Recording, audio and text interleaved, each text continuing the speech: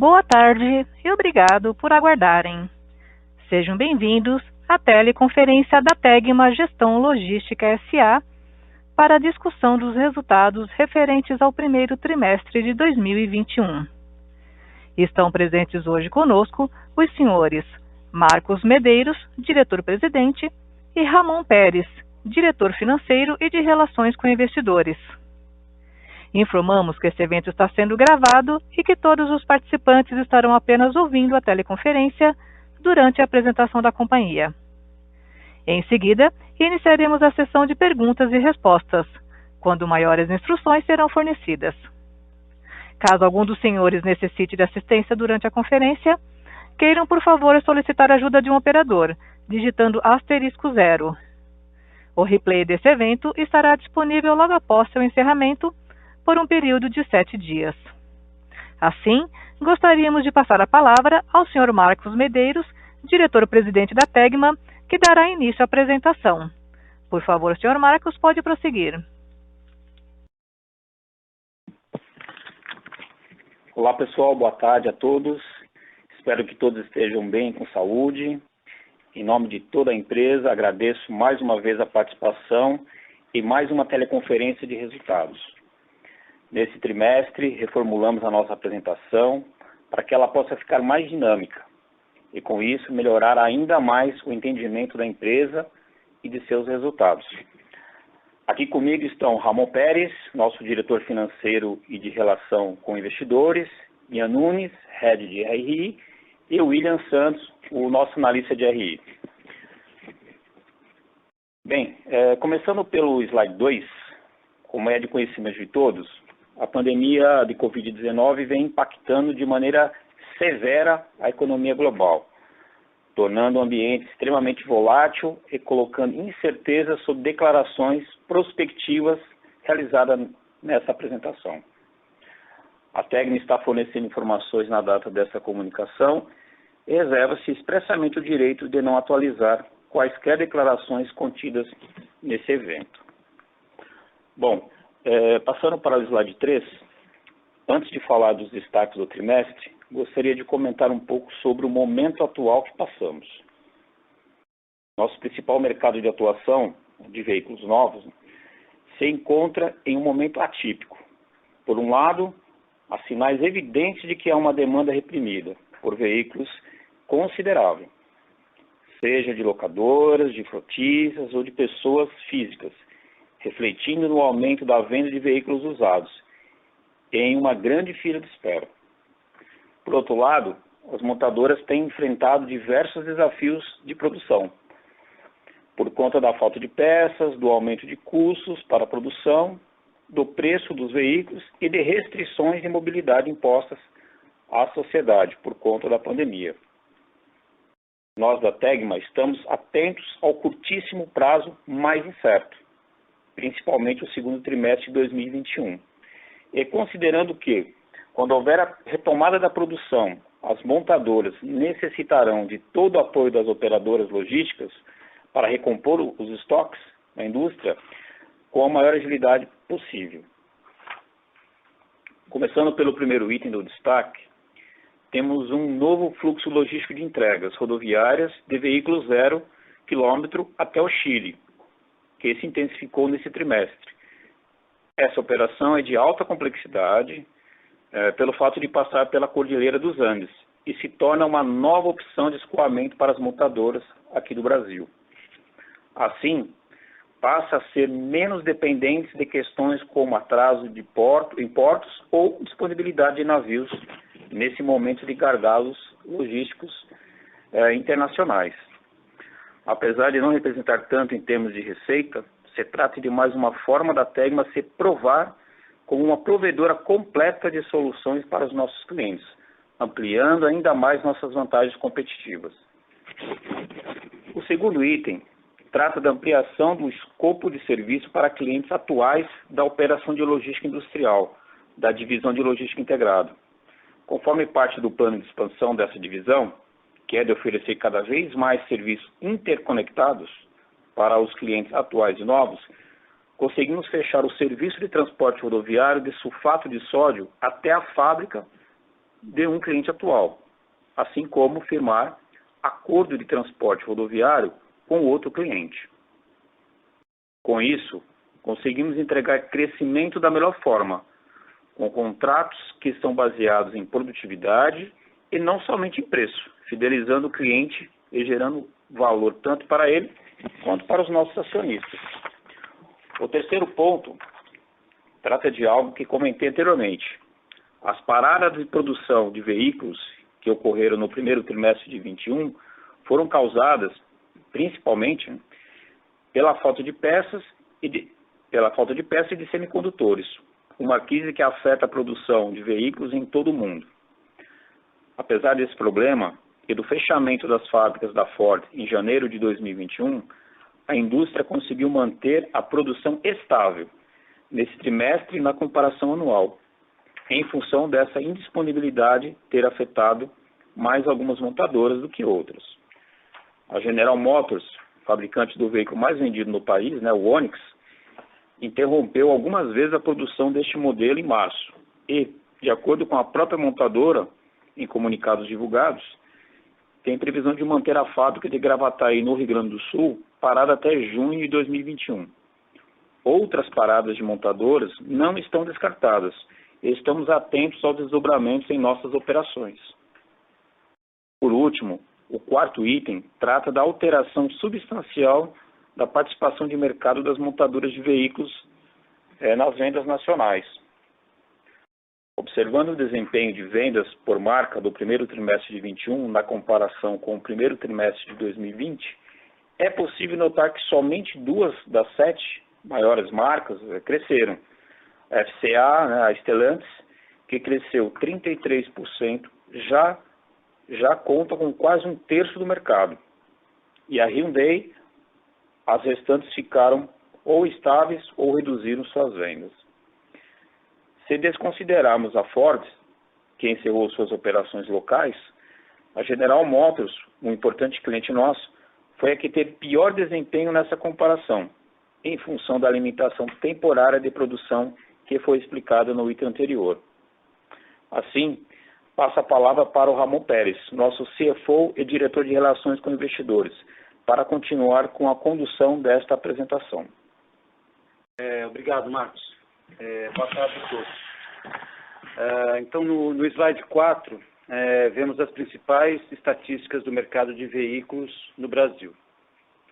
As vendas domésticas trimestrais foram 7% menores na comparação anual. Essa queda ela é inferior à que verificamos no quarto trimestre de 20 contra o quarto trimestre de 19, que foi de 10%. Ou seja, isso confirma a recuperação do mercado. Em função de todas as restrições atuais por conta do acirramento da pandemia, pode-se considerar um sinal até que bastante positivo. Com relação à produção, podemos verificar no slide abaixo que o primeiro trimestre de 21 apresentou uma estabilidade na comparação anual, mesmo considerando que ocorreu o fechamento da fábrica da Ford e todas as restrições de fornecimento de peças que foram impostas pela pandemia.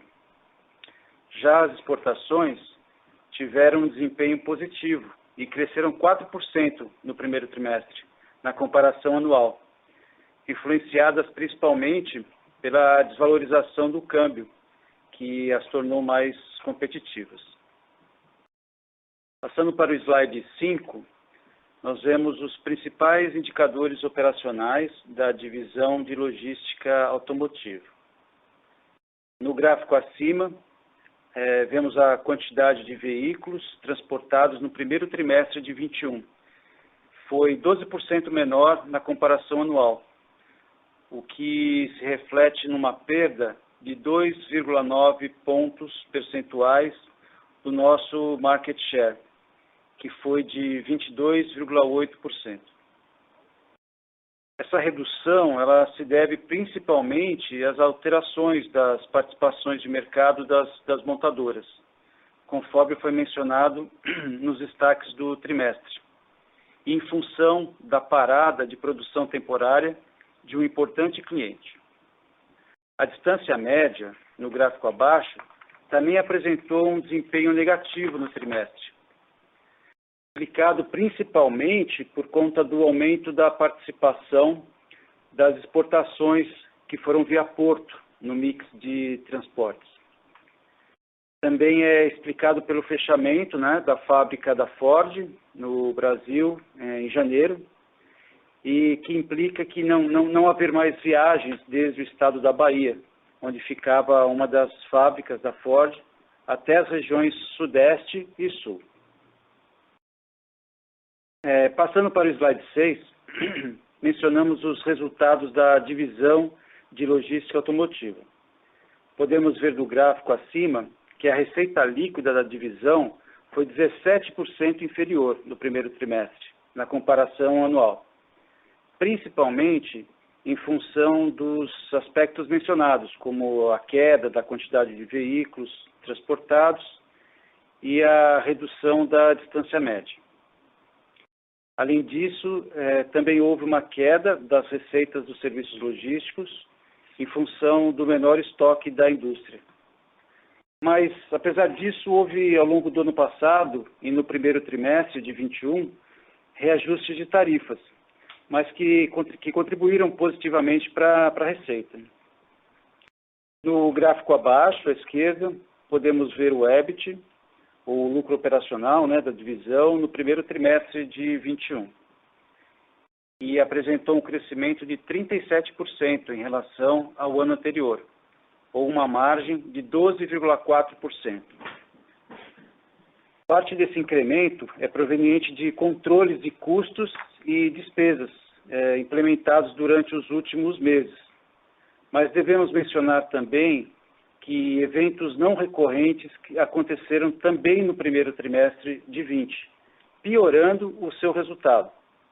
Quanto ao primeiro trimestre de 21, esses eventos melhoraram o seu resultado. Caso a gente desconsiderasse esses eventos, que se encontram detalhados em nossa divulgação de resultados, nós teríamos uma margem EBIT no primeiro TRI de 21 em torno de 9%, o que representaria uma queda de 2 pontos percentuais em relação ao primeiro TRI de 20, também ajustado. Essa margem EBIT menor se deve à queda da receita, o que leva a uma menor diluição de custos fixos. Da mesma forma, verifica-se no gráfico ao lado que o EBITDA do primeiro TRI de 21, que foi de 33 milhões, 13% de crescimento, foi afetado pelos eventos não recorrentes positivos em 2021. Caso a gente desconsiderasse esses eventos, teríamos um EBITDA de 27 milhões no primeiro TRI de 21. Uma redução de 30% em relação ao primeiro TRI de 20, também ajustado. Uma margem de 13,2%, ou seja, 2,4 pontos percentuais inferiores em relação ao primeiro trimestre de 20. Passando para o slide 7, a gente pode ver os principais indicadores operacionais da logística integrada. Começando pelos dois gráficos de baixo, vemos que o volume transportado de granéis sólidos e líquidos pela operação de químicos foi 3% superior no primeiro TRI de 21, em relação ao primeiro TRI de 20. Isso em função do alto estoque acumulado nessa operação ao longo do segundo semestre de 20. No gráfico ao lado, vemos que houve uma queda no volume armazenado médio no primeiro TRI de 21, na comparação anual. Isso em função do consumo do estoque constituído e pela não chegada de navios para recompor os mesmos. Essas oscilações são normais e estão, obviamente, alinhadas à estratégia de produção, demanda de consumo e formação de estoque de produtos acabados do nosso cliente. Como reflexo desse movimento, o gráfico de cima mostra que a quantidade de viagens foi 8% menor, em função principalmente do menor fluxo de transporte de químicos entre o porto e o armazém, apesar do leve crescimento das viagens na operação de eletrodomésticos. No slide 8, mostramos os resultados da logística integrada. No gráfico acima, a receita líquida da divisão no primeiro TRI de 21 foi 15% inferior na comparação anual. Essa queda é principalmente explicada pela perda de um cliente na operação de armazenagem, conforme demonstrado na divulgação dos resultados do quarto TRI do ano passado.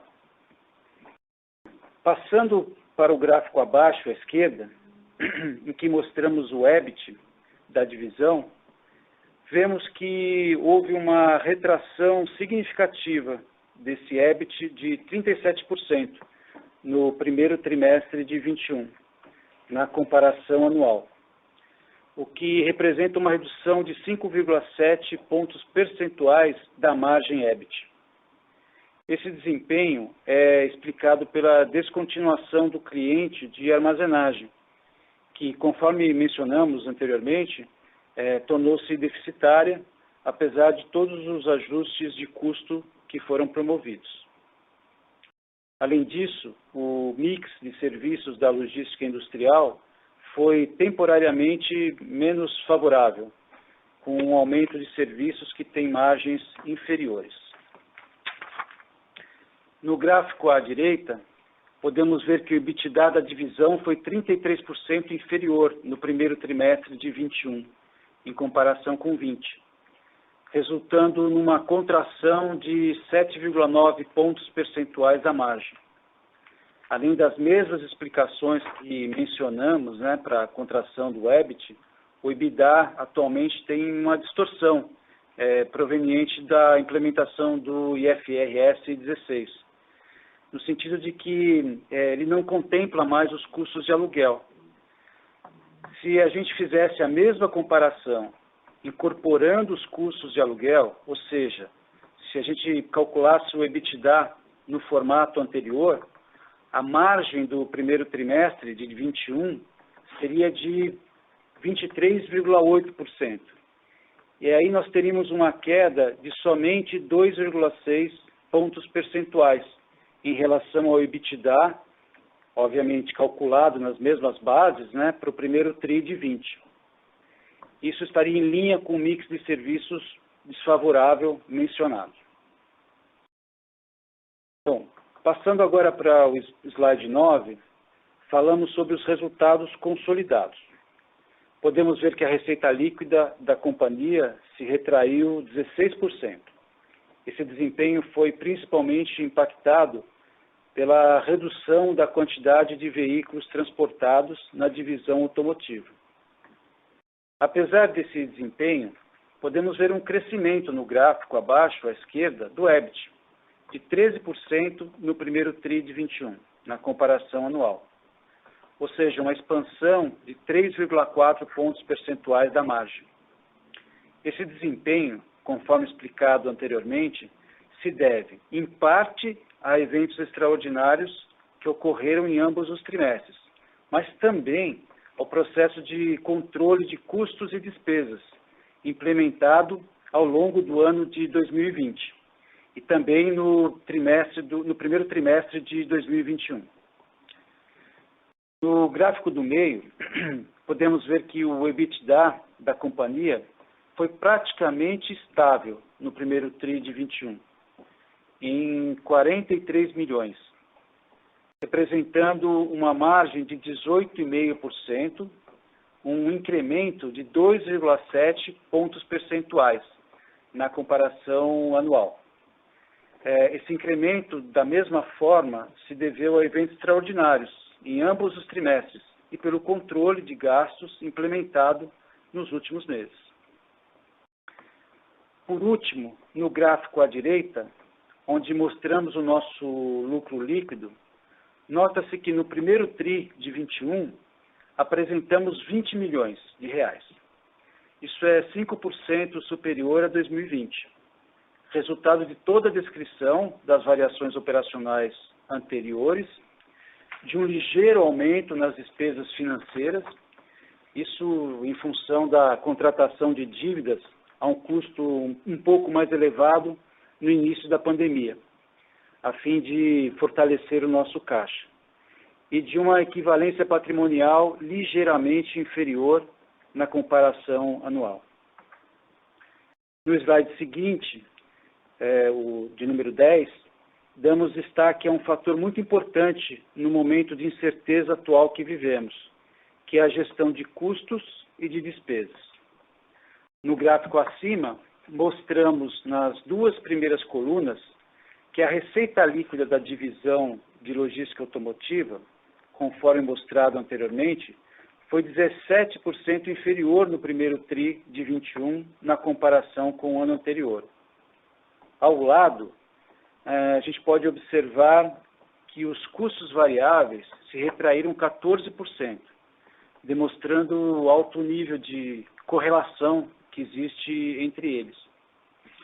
E, por último, à direita, os custos fixos, que se reduziram em 21% no primeiro TRI de 21 na comparação anual. Isso foi em função de todo o esforço empreendido ao longo do ano de 2020 e também desse primeiro TRI de 21.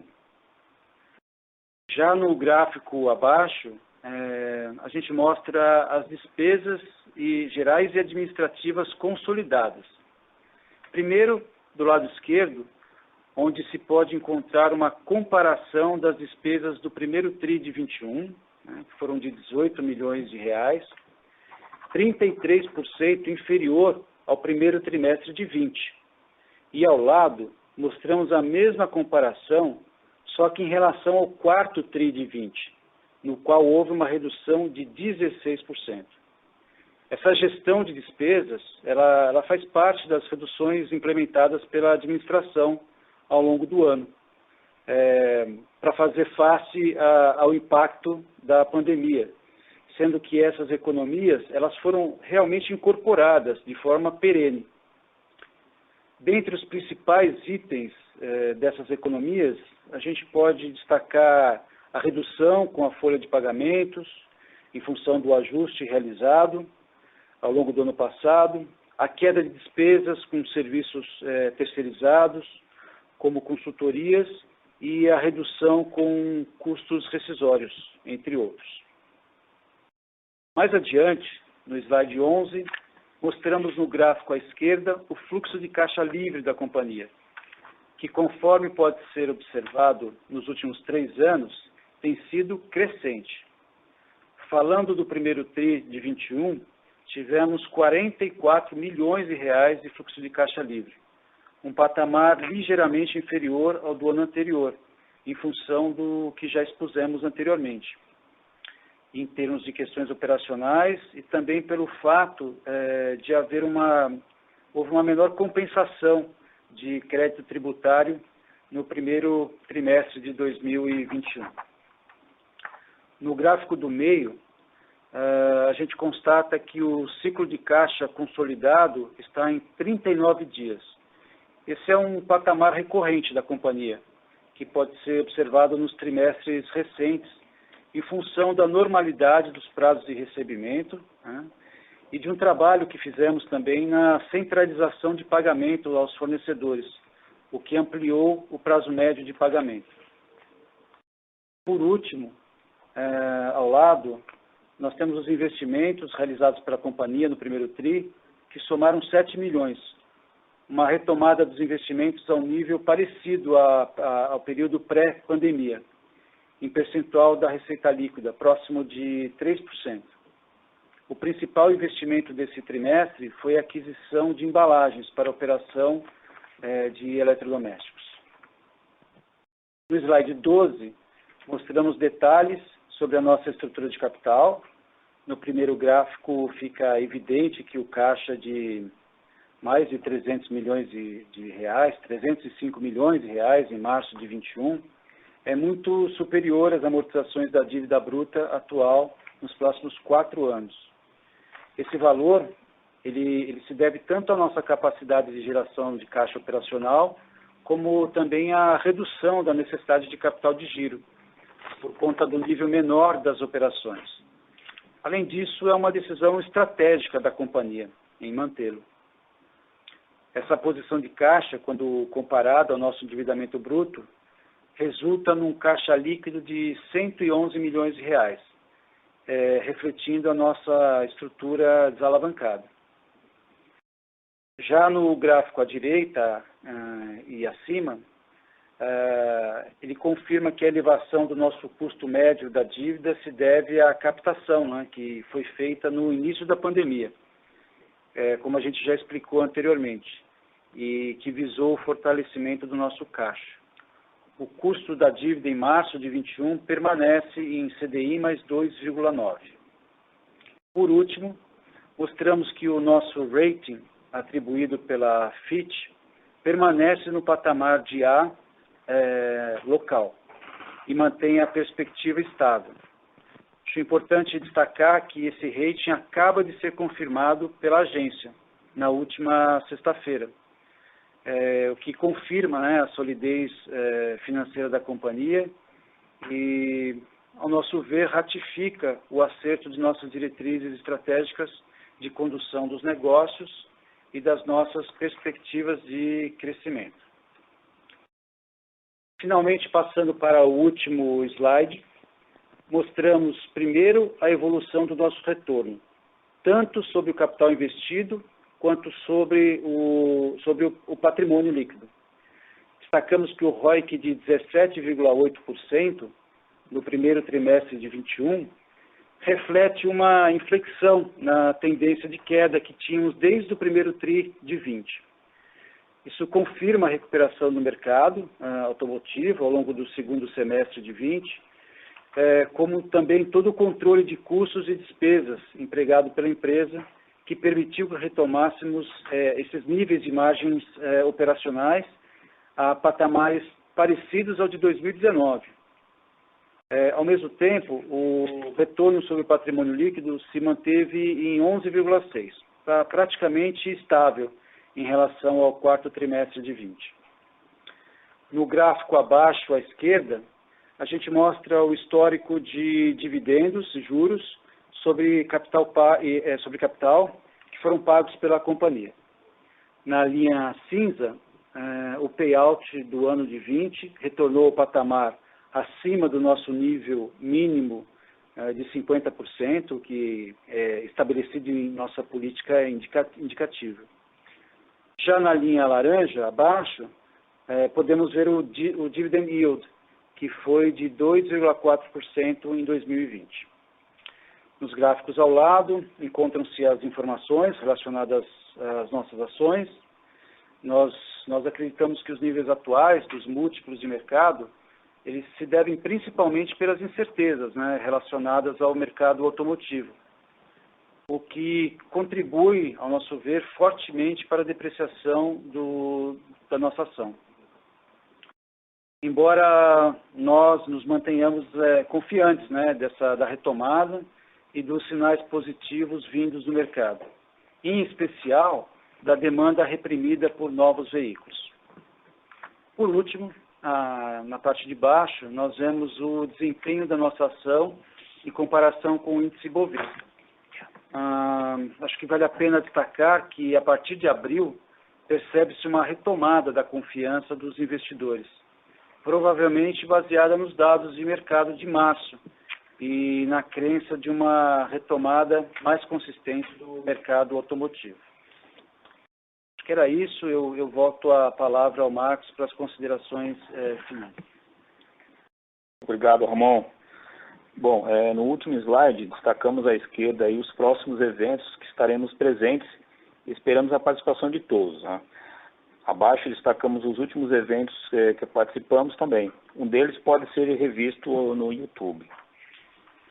Antes de passarmos para a sessão de perguntas e respostas, né, lembro do pedido que vocês avaliem nossos resultados por meio do QR Code ao lado, para que sempre possamos melhorar nossas divulgações. Isso é muito importante para a gente com o nosso processo de melhoria aqui, das nossas apresentações e comentários.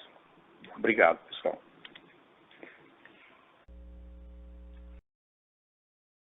Senhoras e senhores, iniciaremos agora a sessão de perguntas e respostas. Para fazer uma pergunta, por favor, digitem *1. Para retirar a pergunta da lista, digitem *2.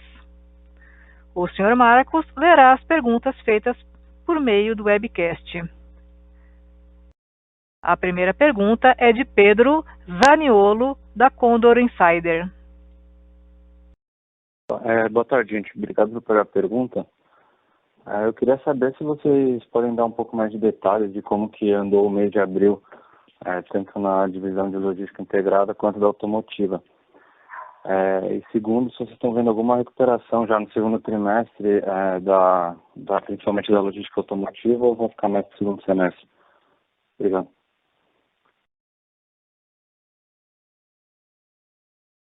Ô Pedro, obrigado pela pergunta, aqui é o Marcos.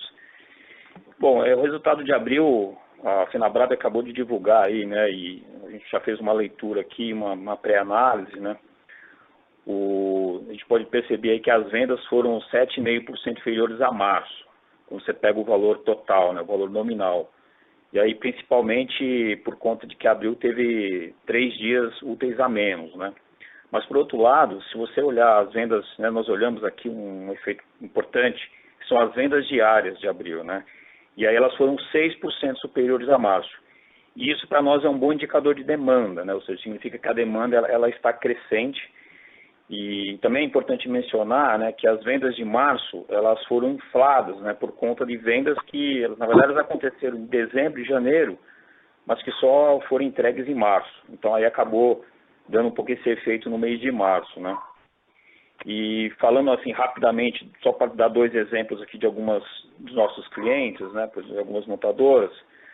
Por exemplo, a gente percebeu aí, né, mais uma vez, né, a Fiat, né, a Jeep com crescimentos regulares, né, chamando muita atenção aí, até mexendo bastante nesse market share, e também já um movimento importante aí da Toyota, especialmente aí pelo último lançamento que eles fizeram, né. Então, abril é isso, a gente acabou de analisar os dados, estamos acompanhando aí constantemente os nossos clientes, né, a perspectiva, e é isso, Pedro. Tá ótimo, obrigado. Ô Pedro, a segunda pergunta que você... Qual que é a segunda pergunta, Pedro, por favor? Era se vocês já estão vendo alguma recuperação, principalmente na parte de logística automotiva. Ah, tá. Então por isso que eu acabei respondendo já tudo junto mesmo. Tá certo. Sim. Então é isso, Pedro. É isso que eu te falei. Acho que a gente vê sim, eu acho que esse indicador aí das vendas diárias é um indicador importante que ele demonstra, né, a demanda, ou seja, a ponta está puxando. Isso é importante, tá? Então é isso aí, Pedro. Obrigado, viu? Beleza, valeu. A próxima pergunta é de Victor Benier, do 20 Partners. Boa tarde, tudo bom? Obrigado aí pela apresentação e também por pegar minha pergunta aqui. Eu acho que da minha parte aqui uma pergunta bem rápida, é mais tentando entender um pouco esse efeito aí no EBITDA de vocês da logística integrada, né? A gente viu que ele vem num patamar bem forte nos últimos 3 já, né? Desde lá do segundo, terceiro tri lá de 2020 e ele teve um impacto aí nesse primeiro tri. Só para vocês puderem falar um pouco, assim, abrir um pouco do que, né, ocasionou esse efeito, eu acho que seria interessante. Obrigado. Oi, é o Ramon. Obrigado pela pergunta. Bom, assim, de fato a gente teve uma queda de receita, mas eu acho que é importante explicar o fato de que a gente tem hoje, vamos dizer, contabilmente, né, embora o EBITDA não seja necessariamente um indicador contábil, mas a gente tem um efeito um pouco perverso da mudança da aplicação do IFRS 16. Porque a a perda desse cliente aí da armazenagem, que representou uma parte importante da queda da nossa receita, ele levou também a uma queda de 53% dos nossos custos com aluguel. Então, quando a gente compara o EBITDA no formato atual, a gente pega a queda da receita, mas não considera a queda do aluguel. Se a gente fizesse o cálculo no formato antigo, né, ou seja, se os custos de aluguel fossem deduzidos, né, antes do cálculo do EBITDA, nós teríamos uma queda de só 2,4, 2,5 pontos percentuais. Tá? Isso por conta da perda desse cliente e dos menores estoques de produtos químicos, né, no nosso armazém, que acabaram reduzindo a diminuição dos nossos custos fixos. Então, resumindo, quer dizer, a gente teve uma perda de margem, mas a perda que aparece, ela está, digamos, artificialmente inflada por essa metodologia que utiliza o IFRS 16. Ficou super claro, Ramon. Obrigado. Obrigado. E aí, se eu pudesse só fazer uma continuação aqui, acho que até uma continuação da pergunta de quem me antecedeu, acho que a gente viu nos calls aí das locadoras, né, elas falando bastante de normalização, né, de prazo para normalizar aí a cadeia de suprimentos, para a gente ter finalmente uma volta à normalidade aí da produção das montadoras. E aí, ao longo desse primeiro TRI, foi sempre postergada essa expectativa de normalização.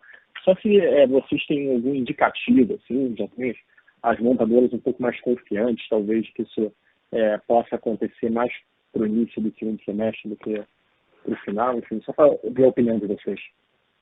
Obrigado. Ô, Vitor, é o Marcos. Bom, a expectativa é positiva, tá? Acho que até no último call que nós fizemos, a gente falou que tinha um backlog aí de 450 mil veículos, né? E o que a gente tem lido aí, especialmente das locadoras, né?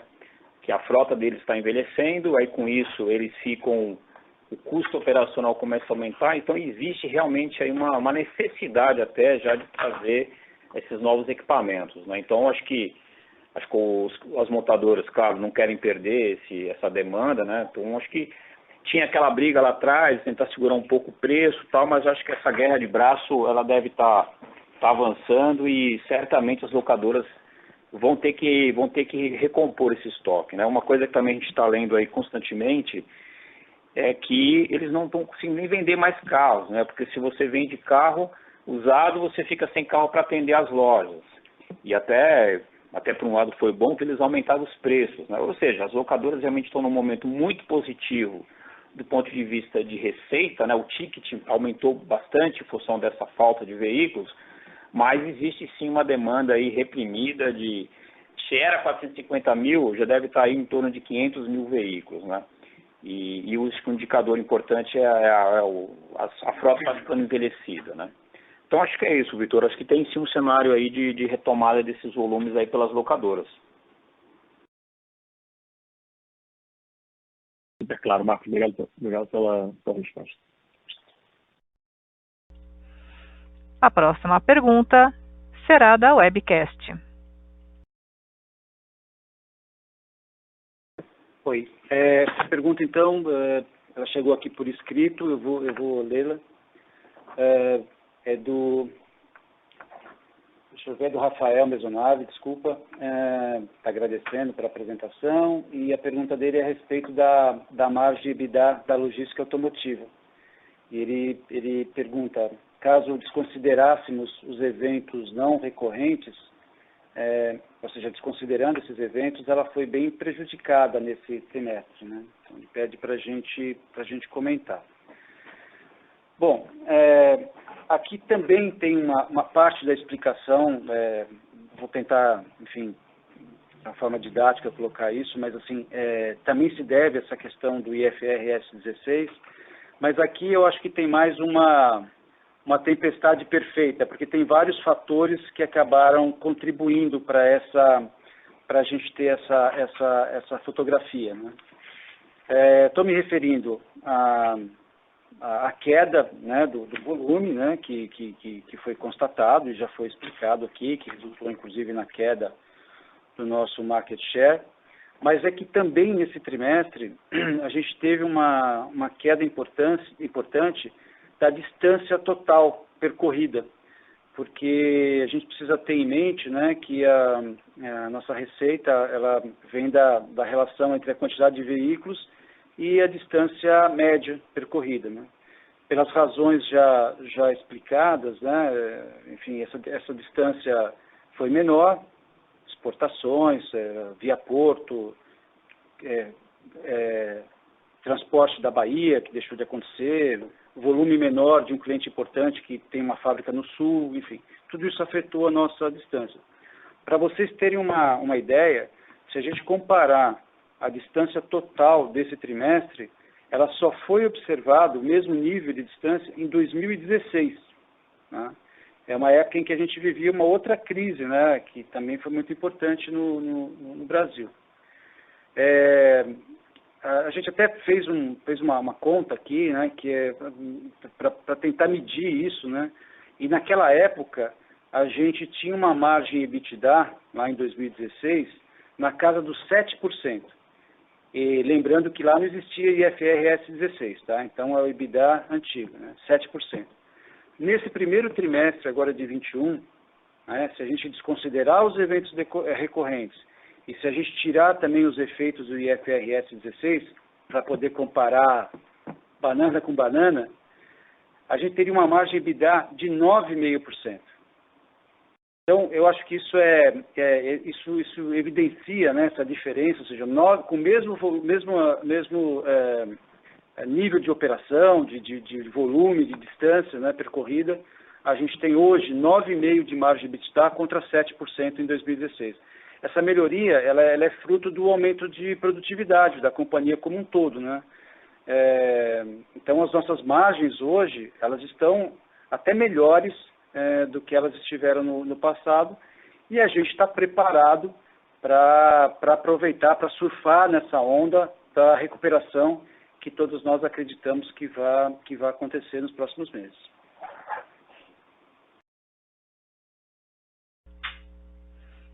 A próxima pergunta é de Marcelo Aldi, da Cardinal Partners. Obrigado. Vocês comentaram sobre a normalização de demanda agora há pouco, mas eu gostaria de perguntar sobre a normalização de produção.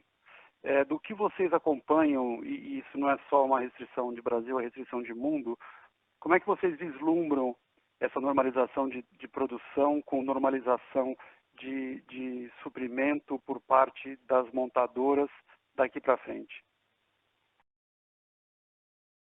Ô Marcelo, é o Marcos. Bom, nós conversamos recentemente até para atualizar um pouco, né? Porque essa notícia, como você bem colocou, isso é um impacto global, né? Eu acho que essa paralisação que praticamente todas as montadoras no Brasil fizeram aí no início de abril, né? Foi um pouco também para ganhar um pouco esse fôlego, né? De reposição de estoque, mas ele deve sim ficar ainda prejudicado nesse segundo trimestre, né? Ou seja, a gente não vê hoje assim grandes impactos, mas cada montadora tem a sua estratégia, né? A gente comentou aí, en passant, a questão da GM, né? A questão do Onix, que vai ficar praticamente 2 meses e meio parado a produção, né? Mas também deve retornar aí com fôlego total a partir de 1º de julho. Então, sim, existe, né, um impacto. É uma cadeia de suprimentos que ela é complexa, né? Você depende muito de produto importado, mas naturalmente a logística ela vai se adaptando, né? Então, acho que a gente espera que esse impacto a partir de junho ele comece a ser aí assim absorvido de uma maneira mais natural, né? E assim em sincronismo com a demanda, né? Acho que isso que é importante também, sabe? Você sincronizar aí a produção com a demanda. A demanda, já pelo que eu falei aqui, está sinalizando que existe, né? Que isso é importante. Ou seja, a ponta está puxando. Eu acho que a partir do momento que as montadoras, aí cada uma no seu ritmo, cada um com a sua estratégia, né? Por exemplo, a Fiat foi um que está conseguindo administrar bem essa questão aí das peças, né? Porque também não é só a questão da falta da peça, também teve um aumento, né, significativo de alguns insumos, né? O aço, o próprio pneu, né? Mas, enfim, pelo que a gente recebe de feedbacks, acho que os 2, maio e junho, ainda são meses um pouco mais complexos, mas a partir daí acho que começa um equilíbrio. Não vou dizer uma normalização, mas um equilíbrio entre a necessidade de produção e o abastecimento das lojas. Obrigado. Senhoras e senhores, lembrando que para fazer perguntas, basta digitar *1.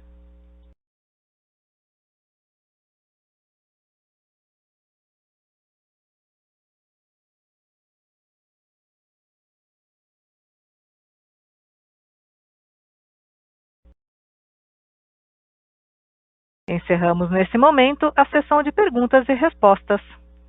Gostaria de passar a palavra ao Sr. Marcos para as considerações finais. Por favor, Sr. Marcos, pode prosseguir. Obrigado. Bom, pessoal, gostaria de agradecer a todos aí pela participação, né, e para encerrar aqui esse primeiro trimestre de 21, né, como vocês puderam perceber, nós tivemos esses impactos de volume, tanto na logística automotiva quanto na logística integrada ali, né, especialmente no químico. A linha branca, que ela também, esse primeiro trimestre, ela teve aí também um pouquinho de dificuldade com peças, né, porque a gente fala em peças, não é só para o setor automotivo, né, vários segmentos que precisam de peças parecidas, eletrônicas e chips, etc., também estão sofrendo um pouco com isso. Então, esse primeiro trimestre, realmente, tivemos esse impacto em volume, mas, como vocês puderam ver aí, acho que uma coisa que foi importante para nós no ano passado foi deixar a Tegma mais enxuta, mais flexível, né? Aquilo que eu falo, somos grandes, mas temos que ser flexíveis. E esse aprendizado foi muito importante para a gente. Como vocês puderam ver nos indicadores aí que o Ramon apresentou, né, uma forte redução de despesas, e que fizemos no ano passado, na contingência da pandemia, né, mas que ela permanece porque foi feita baseada em tecnologia, em melhoria de processos, e aquela redução, né, que infelizmente tivemos que fazer de headcount no ano passado, né, em função da queda de volume, praticamente a gente está preparado para voltar aos nossos volumes normais, aí praticamente com esse headcount reduzido, o que demonstra efetivamente um aumento de produtividade, né? Então, gostaria de dizer que a Tegma está pronta, né, para suportar os nossos clientes aí na retomada dos volumes, já que podemos comprovar, né, essa capacidade e essa flexibilidade operacional, além de uma forte resiliência nos resultados, né? Acho que esse trabalho cai o volume, cai a receita, mas esse olhar forte para a redução de custos fixos e despesas, como a gente pôde observar aí na apresentação, acho que é uma agenda importante e a gente olha isso com muita frequência. Bom, continuaremos naturalmente a focar em investimentos em tecnologia, o Ramon passou um pouco sobre isso também quando a gente falou um pouco do CAPEX, né? E especialmente a excelência operacional para que a gente possa cada vez mais ser mais eficiente aí no que fazemos, né? Bom, com isso, eu gostaria de agradecer aí a todos e boa tarde, boa semana para todos, espero que todos permaneçam com saúde. Grande abraço.